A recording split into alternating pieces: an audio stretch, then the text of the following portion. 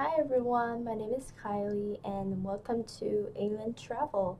In this video, I will show you guys top 10 you should give it a go location in England.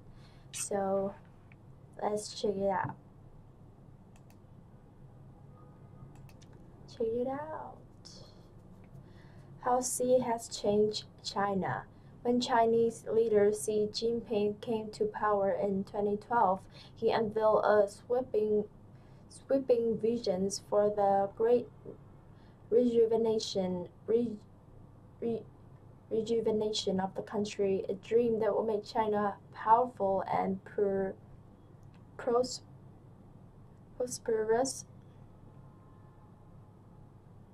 10 years later, Xi has transformed China. He has consolidated the country as a force on the world stage with an expansive economic footprint, a modernizing military, and rising technological prowess.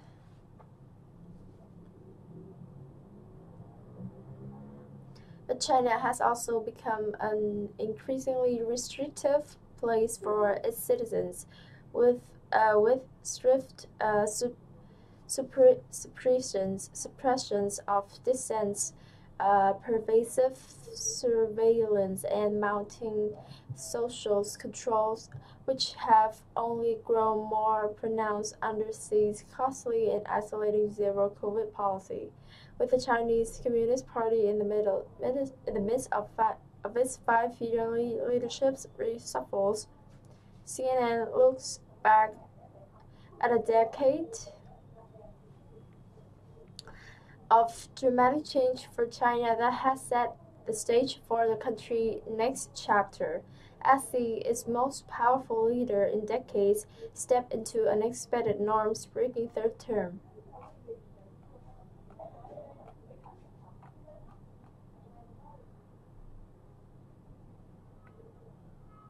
Okay, so it's pretty cool. Power to the party. Xi has overseen a wide-scale anti-corruption campaign within the Communist Party to cement his grip on power. Critics have called it a political purge, but the push has appeared to win public support for cracking down on a culture of excess and corruption among both Tiger's high-ranking officials and Fly's lower-level cadres. 4.6 million officials investigated since the 18th-party Congress in late 2012, when Xi came to power, and 553 of them were senior officials. Xi has also built a cult of personality around himself as the core of the party and strengthened its role in all aspects of life.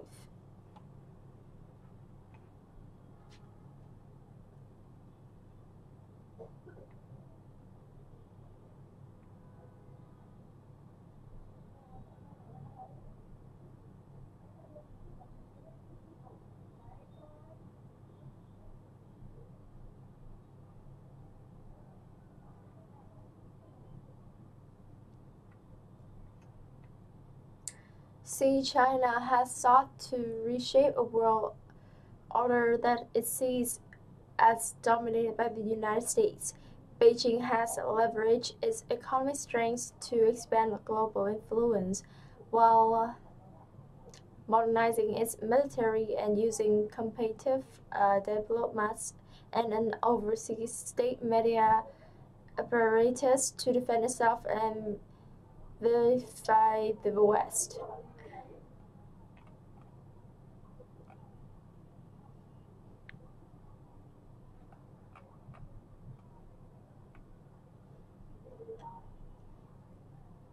Beijing human rights record, assertive foreign policy handling of COVID-19, and close tie with Moscow are among factors that have damaged perception of China in the West and its relationship with government there. American perceptions of China have declined.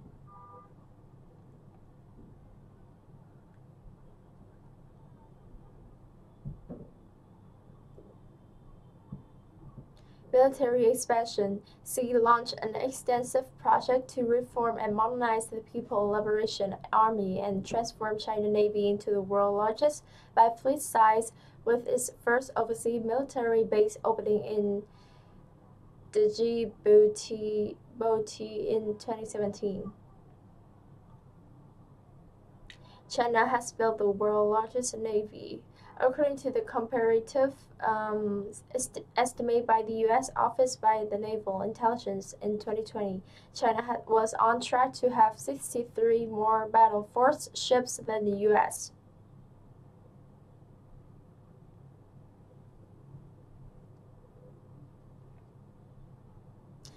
Pressures on Taiwan. Xi has also stressed a national goal of reunifying with Taiwan by force if necessary.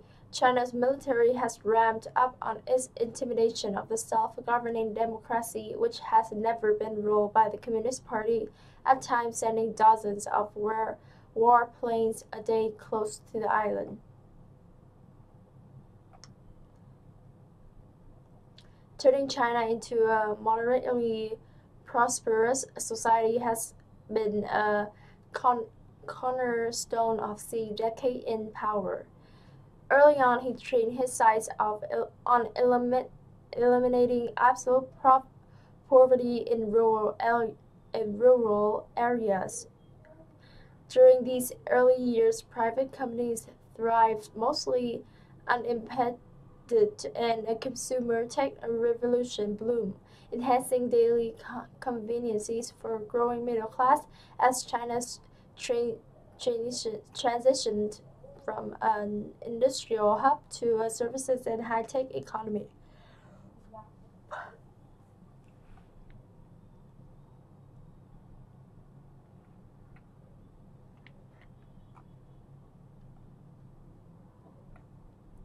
In more recent years, Xi has tightened regulations to tamp down on debt, property speculation, and financial risk, while also upping Communist Party control within the economy. His common prosperity vision to narrow the wealth gap and broad campaigns to rein in powerful companies have appeared to signal the end of an era of freewheeling private enterprise. Some of these moves, along with the zero-COVID policy, have contributed to higher unemployment and dragged down China's already slowing growth. Rural residents no longer living below China's standard of absolute poverty since 2012. Internet users in China as of June 2022 up from 564 million in 2012, kilometers 32,000 kilometers, about 20,000 miles, added to China high-speed rail networks in late 2012. $3 trillion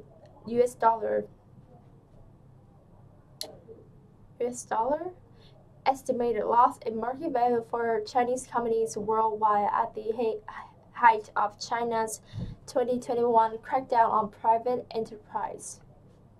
Serious rights violations in Xinjiang. China has long still felt the twin perceived threats to Chinese nationalism of religious and ethnic identity. Under Xi, nowhere have those policies have been more sweeping in a short period than the far western region of Xinjiang, where he pledged to crack down on terrorism and separatism following ethnic Balmoral. This afternoon, the King and the Queen Consort will remain at Balmoral this evening and will return to London tomorrow, Buckingham Palace said.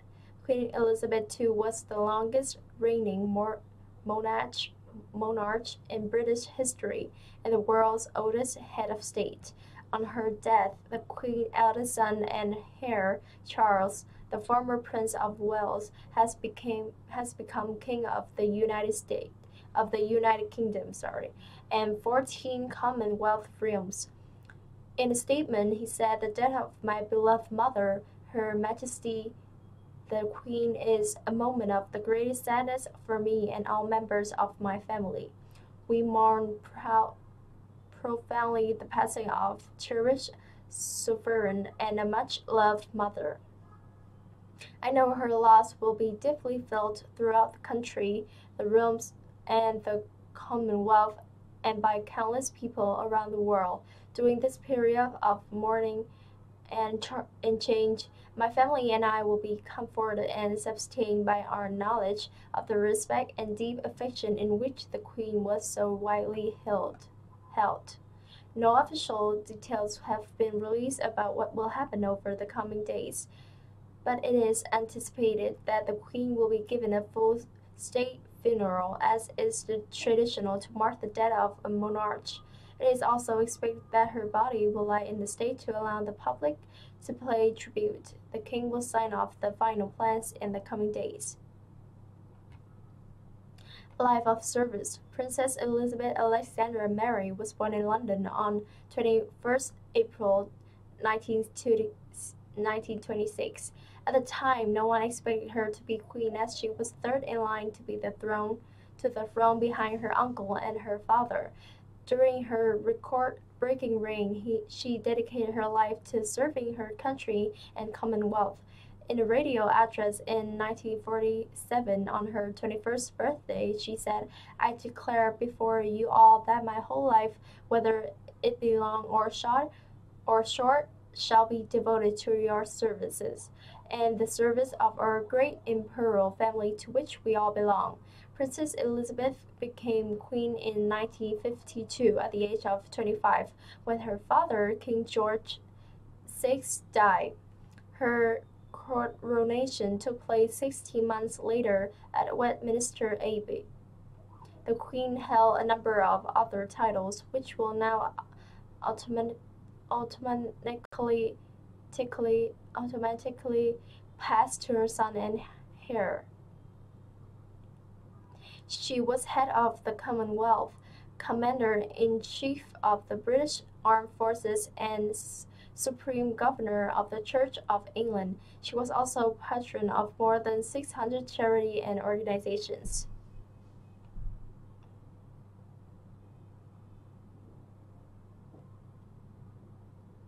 Wife, mother, and grandmother. Away from her official duties, she was a devoted wife and mother to 4 children and dedicated grandmother to 8 grandchildren and 12 great-grandchildren. In 1947, she married her wartime sweetheart Prince Philip at Westminster Abbey with a relatively simple ceremony, as the country was still recovering from the war. King George VI wrote to her about his feeling about giving her away.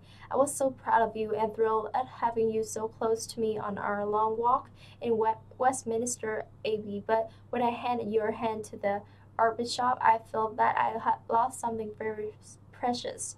The Queen gave birth to Prince Charles in 1948 and to Princess Anne 2 years later. Prince Andrew and Prince Edward, who were born in 1960 and 1964 respectively, were the first children to be born to a reigning monarch since Queen Victoria had her family. Until his death in 2021, the Duke of Edinburgh, her beloved husband, was always by the Queen's side. She described the Duke as her constant strength and stay. And in 2017, the couple celebrated their 70th wedding anniversary, the only royal couple to ever reach their platinum anniversary. A record-breaking reign. The Queen's reign saw 15 different prime ministers, from Sir Winston Churchill to Liz Truss. She was more widely traveled than any other international leader, and the world's oldest head of state, always used always using her own distinctive form, form of quiet diplomacy to represent the United Kingdom around the world. In 2015, she also became the longest-serving British monarch in history, passing the record set by her great-great-grandmother, Queen Victoria. As head of state and head of nation, Queen Elizabeth II was widely regarded as a symbol of stability, working tirelessly to make sure the monarchy remained relevant during a period of immense social, technological, and economic change. She was a monarch without equal who will now be mourned across the globe. What happened now? What happens now? Upon the Queen's death, Prince Charles has immediately become the new monarch and he will be known as King Charles III. A period of national mourning has begun and it is said to last until the funeral,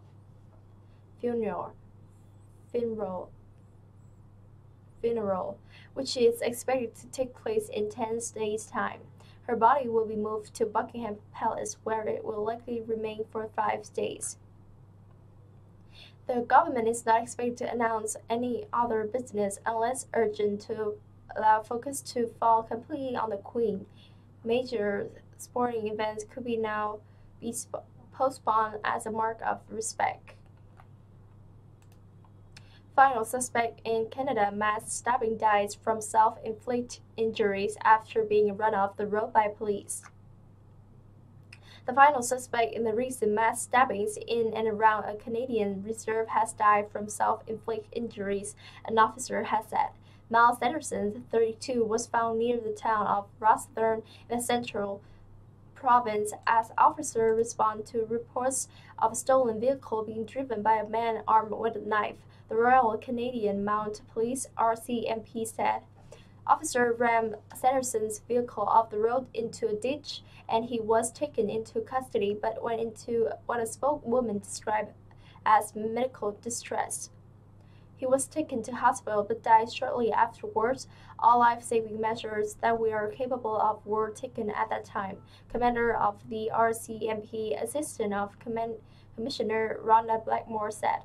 She gave no details on the cause of death, but an official who spoke on condition of anonymity said Mr. Sanderson died of self-inflicted injuries without giving any further details.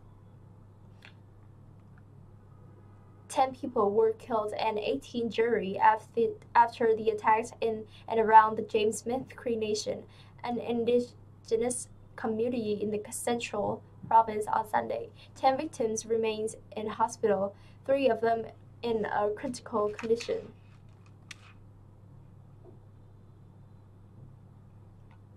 COVID-19 virus. People in China often travel both abroad and domestically during the week-long holiday. The country has been fighting to contain the highly transmissible Omicron variant by imposing various lockdowns. Shanghai was locked down in April and May, while other big cities such as Xi'an and Shenzhen has also endured lockdowns and restrictions. In the run-up to the National Day holidays, more cities have been urging residents to avoid non-essential trips due to coronavirus outbreaks, which have been reported in every region and province in recent weeks.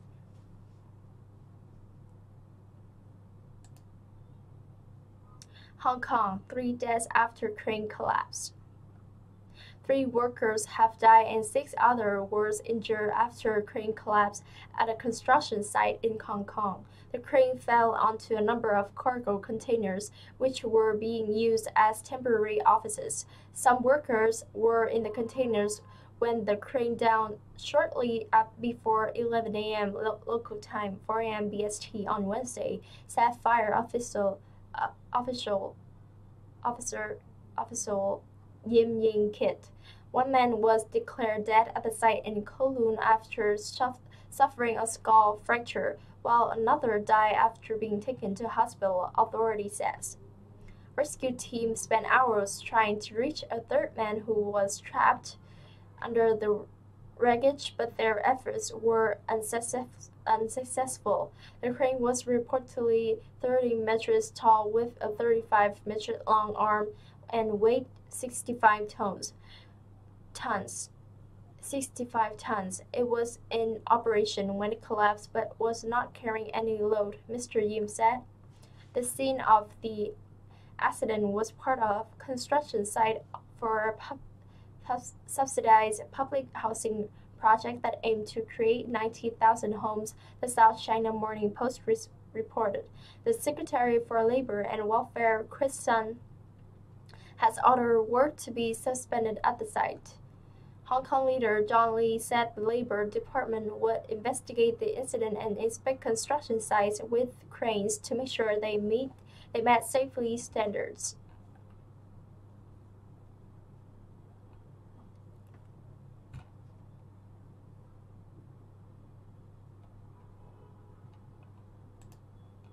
French police officer shoots dead driver who failed to obey order to stop. An officer is placed into custody following a shooting incident that is another in a series of instances of the use of deadly force by French police.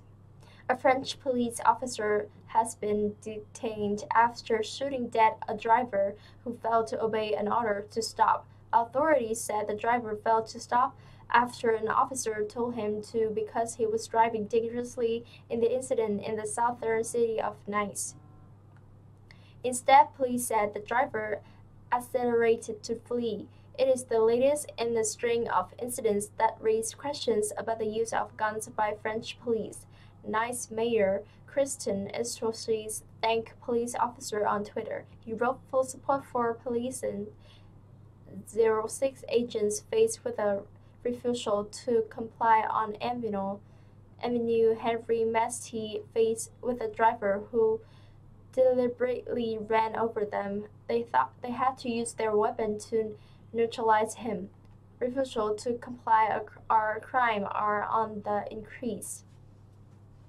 In the past 24 hours, our ambulance has been confronted with two particularly violent refusals to comply. Faced with these absurd, we must be behind our police.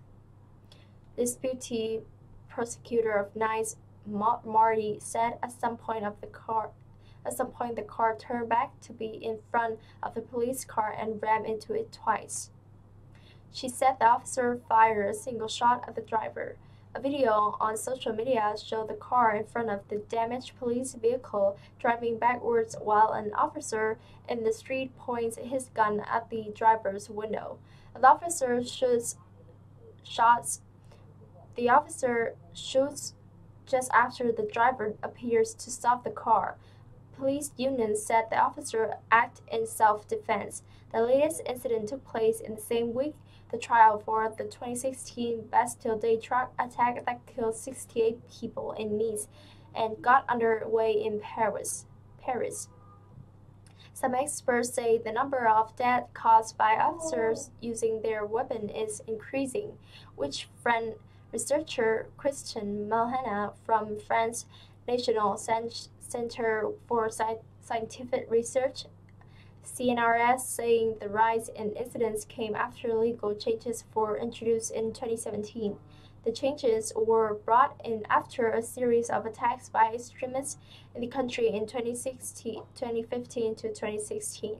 In another recent incident in the western city of Reims, a 22-year-old woman was killed after police opened fire on the car she was during an anti-drug operation, bounding the driver. Earlier this year, a French police officer was charged with involuntary manslaughter after shooting dead two men in cars as they sought to escape a police check on the Pont Neuf Bridge in central Paris on the night of French President Emmanuel Macron's re-election. New broadcaster France Info said, based on its own count due to the lack of officer statistics, 9 people have been killed by police in similar situations this year. Last year, 4 people were shot dead in such circumstances, according to police figures.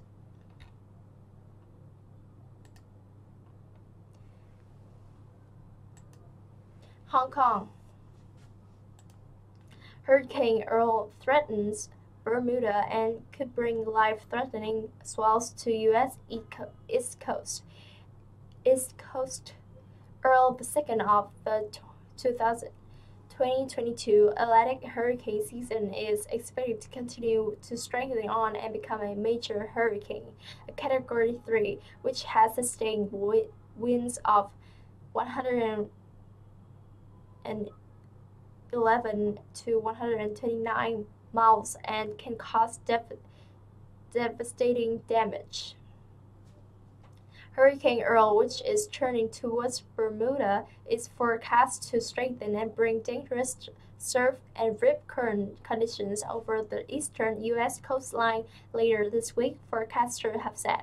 Earl, the second of 2022 Atlantic hurricane season, had maximum sustained winds of 100 miles on Wednesday night, made a Category 2 storm. It was expected to continue to strengthen and became a major hurricane, a Category 3, which has sustained winds of 129 miles and can cause devastating damage. Although Earl's center is forecast to pass southern of Bermuda, tropical storm force winds are expected on the islands this afternoon through early Friday morning. The U.S. National Hurricane Center (NHC) said hurricane force winds are possible on Bermuda later today or tonight if Earl's track shifts farther west than is currently predicted, that Miami-based weather forecasters said. Swells generated by Earl are building near Bermuda and are expected to reach the U.S. East Coast later today, the NHC added. These swells are likely to cause life-threatening surf and rip current conditions through the weekend. A hurricane watch has been issued for Bermuda, a self-governing British overseas territory in the western North Atlantic Ocean. The island National Security Minister Michael Weeks told reporters that public services and government offices would keep operating but warned residents to brace for tropical storm conditions. Bermuda will certainly feel the effects from Earls, so we want to guard against complacency, he said. Further east, Hurricane Daniel was slowly weakening over open waters about 60 and 605 miles northwest of Azores. It had maximum sustained winds of 75 miles.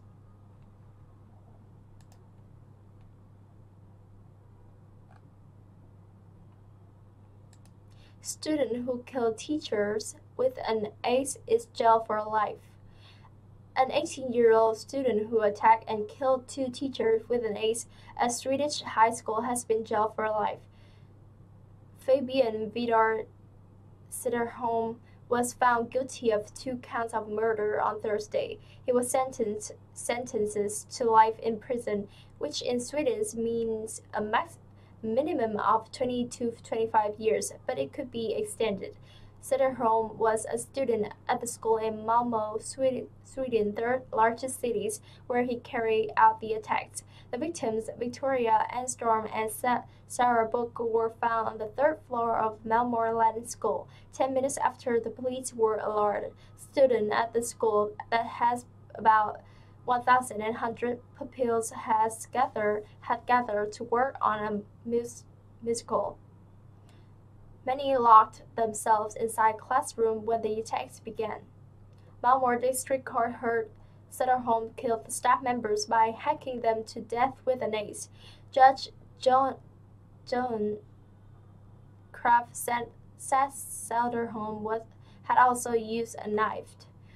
These are 2 very brutal murders where the victims suffered severely, the judge said in a statement. Sitterholm was arrested shortly after the incident on 21st March. He was not previously known to authorities and had no criminal record. Prosecutor Johanna has had asked that Sederholm, who confessed to the crime, be sentenced to life. A lawyer representing Sederholm earlier had told Swedish media that the actions of the defendant were completely inexplicable. The court said the motive for the violent attack is not fully understood. Democratic wave would also be needed to combat various proposed election meddling procedures and voter suppression laws in red states. We must hope that the midterm election of 2022 might engender that unusual political wave and resemble the 1866 midterms when the party is in power. The Republicans in this instant won decisive majorities in both houses of Congress. The two political parties have long since flipped political and ideological roles. In 1866, as now, the nation faced a rough president who incited and condoned the political violence, though in the present case, Trump, unlike Andrew Johnson,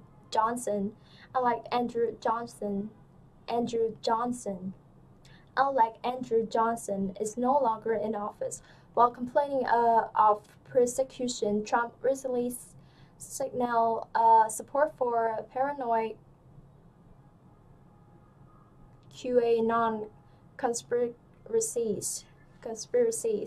Johnson called abolitionists and congressional Republicans rather than Confederates and enemies and traitors in his infamous swing around the circle midterm campaign tour in 1866. Republican Carl Sturge noted that he had stimulated the most dangerous reactionary tendencies to more reckless and baneful activities. These words ring true today. Then as now, armed paramilitary groups threaten the country. The Ku Klux Klan was founded after the Civil War and during the bloody summer of 1866. Racist and ex-Confederate attacked free people and Unionists in Memphis, Tennessee, and New Orleans. The January 6th insurrection by a violent mob of Trump supporters was much a wake-up call for the nation as the Memphis and New Orleans massacres. Congressional investigation of these two riots, like the January 6th Commission's hearing, wearing eye-opening for many Americans. During Reconstruction, the period of Congress tried to establish an interracial democracy in the South. The Democratic Party developed an armed wing for its campaign of domestic political terror. President Joe Biden has called out the philosophy of the MAGA wing of the Republican Party as semi-fascism. Sycophantic GOP Sen. Lindsey Graham of South Carolina has predicted bloodshed in the street if Trump is held accountable for taking top-secret national security documents. A fellow South Carolinian and Graham predecessors in the U.S. Senate, Ben Tillman, who served from 1895 to 1918. When as for personally committing acts of violence against black people and his political opponents, then as now, the American Republic had been saved from grave danger. A slaveholders' rebellion in 1865 and drummed dangerous efforts to keep power in 2020. But instead of conceding defeat, both former Confederates and then Trump's loyalists now double down on their folly. Some Republican candidates still aspire to overturn the result of the presidential election of 2020, just as unrepentant Confederates wanted to undo the result of the Civil War. A stolen election is the new lost cause mythology for many Republicans. During 1865-1866, ex-Confederate states passed black codes that sought to put former slaves to as close a state to slavery as possible, kidnapping black children for their labor, denying African Americans the due process of the law, and restricting their mobility and employment. In 2022, GOP states are passing draconian laws against abortion, at times with no exception for rape, incest, or the mother's life. To most Northerners, the black coats made a mockery of emancipation and challenged the results of a hard-fought war, just as anti-abortion laws are criminalizing women's long-held right to bodily autonomy.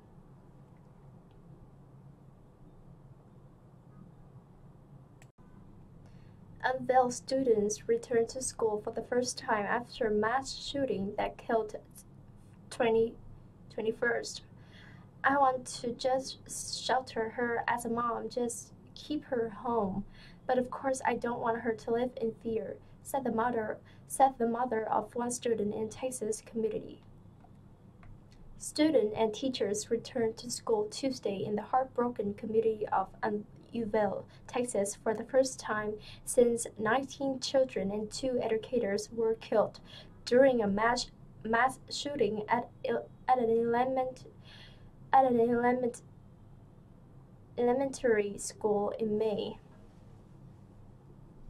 As children return to the classroom, the town continues to mourn those who were killed and demand accountability in deadly shooting at Robb Elementary School, during which law enforcement officers waited more than an hour before entering a 4th grade classroom where the gunman carried out the attack. The first day brought anguish for parents whose children died in the massacre. Stephen Gracia, whose 9-year-old daughter Elena was killed, said he was an emotional wreck Tuesday morning and felt a surge of anger. I couldn't find the tears, but then I thought back to my Ellie and know she wouldn't want me to feel that way, he wrote in a post on social media. Thinking of all the first day of school with my Ellie, no one expected to have to bury their child after leaving them at school, he said in another post.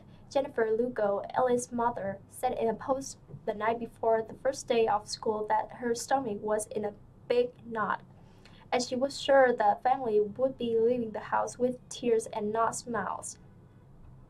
I'm missing one of my babies, she said, adding that Ellie loved school and was always excited to get up and get ready with her sister. Kimberly and Felix Rubio, whose daughter Lexi was killed, said ahead of the first day of school that they were frightened for their for their 5 other children. I don't know that the school district has done everything that I would like to see as far as security measures, but I also know it's important for the kids to have some sort of routine, so trying to balance what's best for them, Kimberly said. Lexi has been on her mind, she said, and meeting her youngest son's teacher was incredibly difficult. It's incredibly difficult to go on campus knowing that Lexi is not going to be meeting a teacher this year, Kimberly said.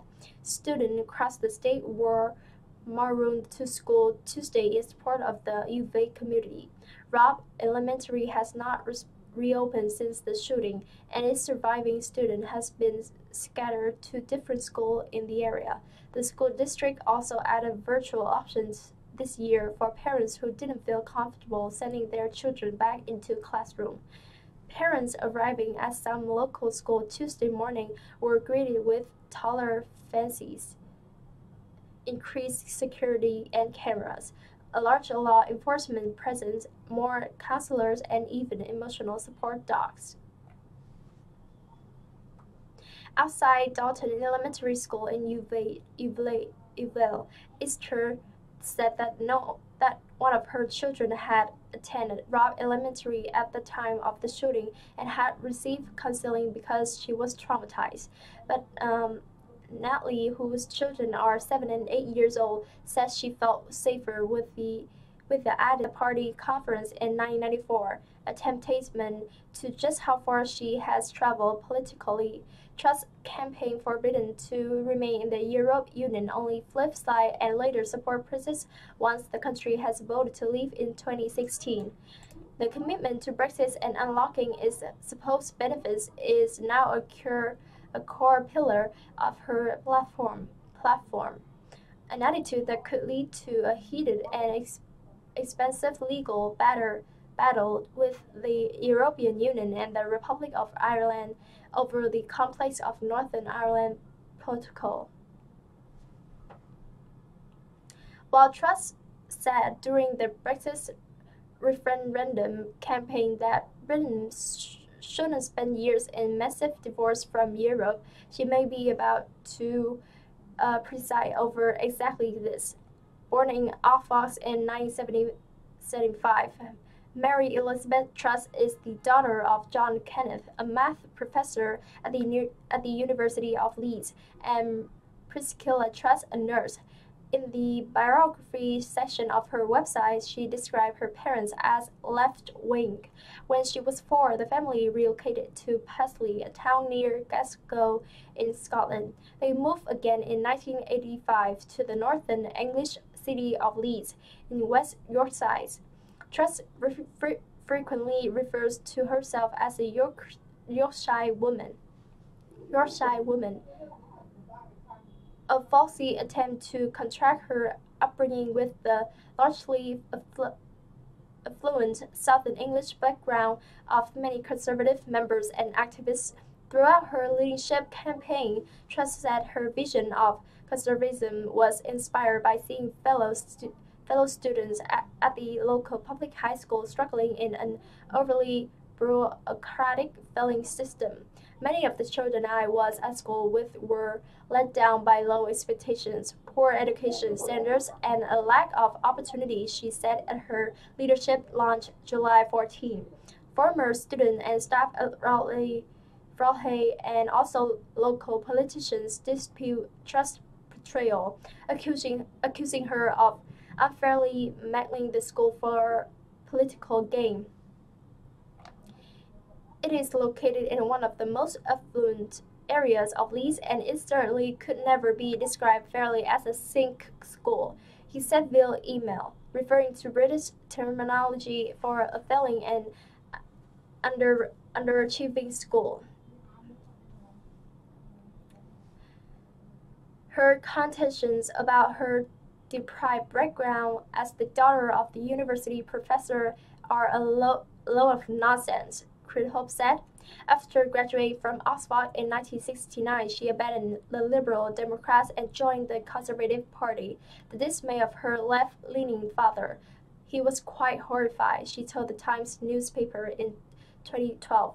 After college, Truss worked as a graduate trainee accountant for the energy giant Shell and later the telecommunications company Cable and Wireless. In 2000, she married fellow accountant Hugh O'Leary, and they have 2 daughters. After a youth on the center-left City Prime Trust for Conservation to the right. I met Tories and I realized that they didn't have two heads and were actually good people, she told the Daily Mail in 2019. Truss stood as a Tory candidate in the election of 2001 and 2005, losing both times.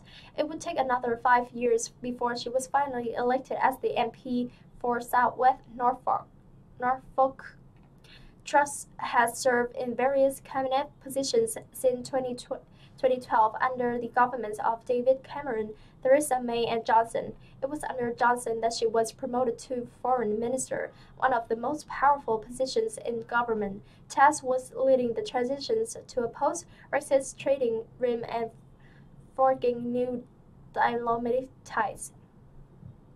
The Conservative Party may have ditched Johnson, but his brand of populism looks set to stay under the new prime minister. She stayed loyal to Johnson. She told the membership that they want to hear on the economy and taxations rather than any hard truths. She is a fierce Brexiteer and an anti-woke warrior, Bell said. Truss may be compared to Thatcher, but her critics believe she has much more in common with her predecessor. I regret that a Liz Truss premiership would be a continuation of the Boris Johnson style. Kipper said, a Truss government would be even more divisive and include individuals who are notable only for their extreme or eccentric view, he said. Steve Bannon expected to face state indictment in New York. The Manhattan DA office had opened an investigation into Bannon in connection with his role in a charity that was supposed to use private funds to build the U.S.-Mexico border wall. Almost 2 years after he received a pardon from President Donald Trump in a federal fraud case, Steve Bannon is expected to face state indictment in New York.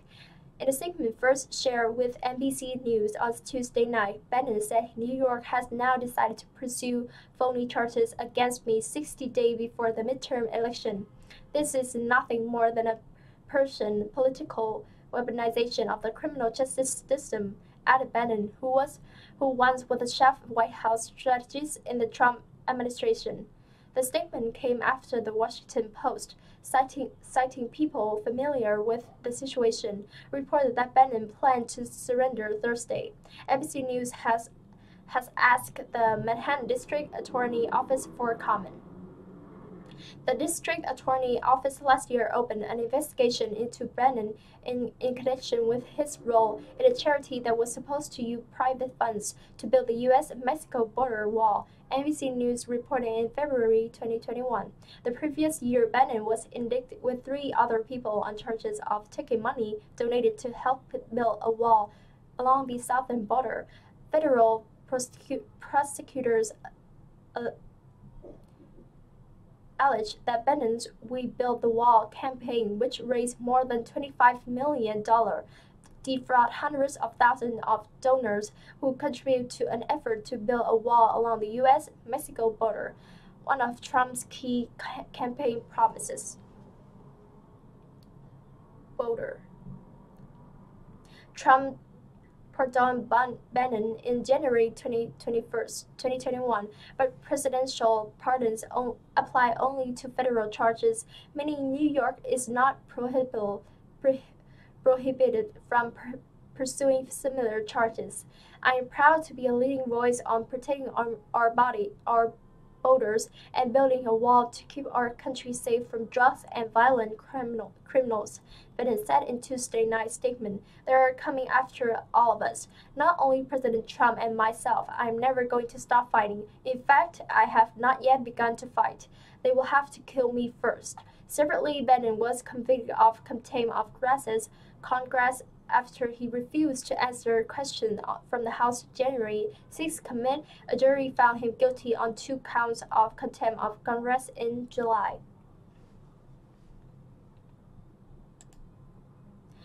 A woman jumped from a moving car after being kidnapped by a man who asked for water, authorities say. Jeremy, Alaska, 31, is accused of holding the woman at a knife point in Washington state. Authorities in Washington state identified a suspect Tuesday who they say carjacked a woman and held her at knife point until she escaped by jumping from a moving car. The woman had given water to Jeremy Alaska, 31, after he approached her vehicle asking for some in an incident that began in Vancouver, Washington. Early Saturday, the Clark County Sheriff's Office said in a news release. Alaska is expected to be charged with kidnapping, robbery, and attempt eluding after he fled from officers, the sheriff's office said. The woman, who has not been identified, told authorities after she gave Alaska water, she allowed him into her car.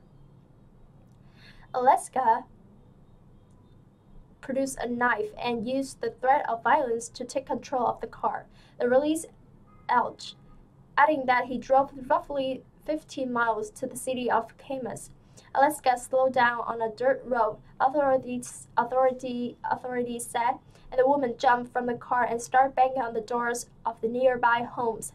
A resident, James Wood, told NBC affiliate KGW of Portland, Oregon, that he and his family awoke around 4:30 a.m. to the sound of a woman pounding on the back door of his home and moving the doorknob. She was desperate to get in, which I can't understand, Wood told the station. She told me that someone tried to kill her and someone stole her car. Was told the station that he called 911 after deputies searched the area and found the car. The driver fled, according to the release. 11 minutes later, and about 8 miles away, authorities from the sheriff's office and the Vancouver Police Department were able to pin the car. And the release says Alaska was taken into custody after he tried to flee the vehicle. The release says he refused to provide his name and was identified through other names. The sheriff's office says it wasn't immediately clear whether he has a lawyer to speak on his behalf.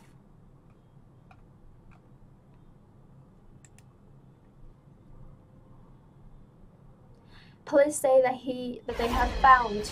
Turning now to breaking news in the investigation of that missing Memphis jogger and mother of two. Police confirmed today the body of 34-year-old Eliza Fletcher has. Police say that they have found the remains of missing jogger Eliza Fletcher. Memphis authorities have confirmed a body found during the search for Eliza Fletcher was identified as the 34-year-old woman who was abducted during a run Friday morning.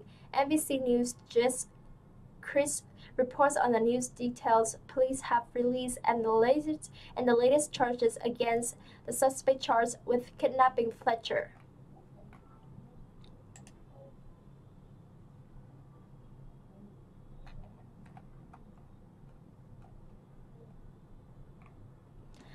And that is the end for today. Hope you guys enjoy this video, and I'll see you guys in the next video. See ya.